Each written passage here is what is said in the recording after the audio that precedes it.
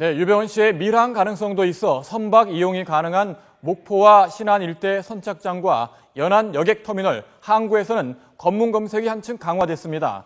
전남 목포에 나가 있는 취재기자 연결합니다. 백종규 기자, 목포 여객선 터미널 인근에 검문 검색 인력이 대거 투입됐다고요?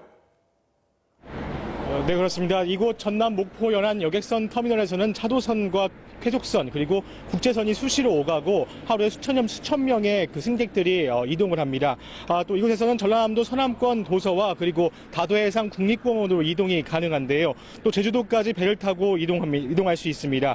검경수사팀은 다른 섬으로 이동하기 쉬운 이곳 전남 목포 여객선 터미널 인근을 둘러싸고 검문 검색을 하고 있습니다. 일단 유 씨가 밀항을 시도한다면 바로 연안에서 밀항하는 것보다 섬으로 이동해 밀항하는 것이 쉽기 때문입니다.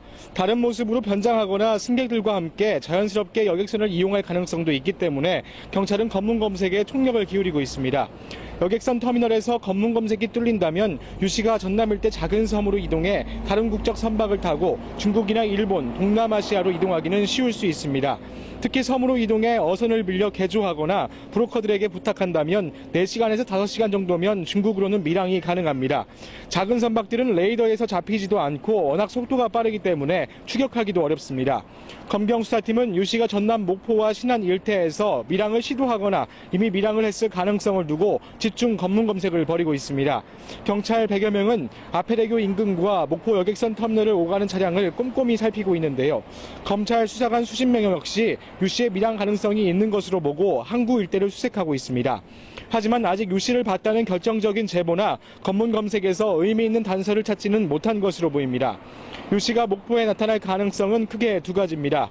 첫 번째는 앞서 말씀드린 대로 망명에 실패한 유 씨가 밀항을 시도하기 위해 이곳을 찾을 가능성이 있습니다. 목포는 전남 일대 섬으로 가는 여객선이 오가는 곳이고 인구가 많아 쉽게 눈에 띄지 않기 때문입니다.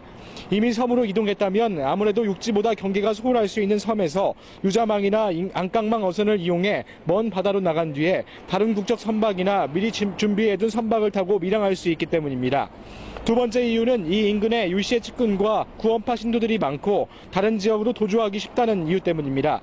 목포와 인접한 신안군과 완도에는 유 씨의 장남 대균 씨의 측근으로 알려진 김모 씨가 운영하는 염전과 유 씨 일가의 부동산과 농장이 있는 것으로 확인됐습니다.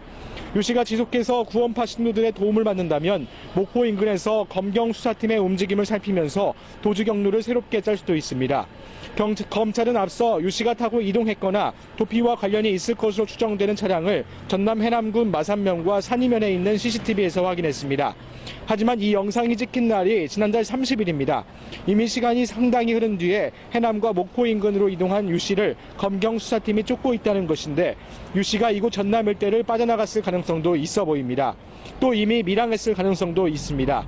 검찰은 순천에서 이어 이곳에서도 뒷북 수사를 하고 있다는 비난을 피하기 어려워 보입니다. 검경수사팀이 2, 3일 이내에 유 씨의 도주 경로를 찾지 못하면 밀항을 했을 가능성은 더 높아집니다. 지금까지 전남 목포 연안 여객선 터미널에서 YTN 백종규입니다.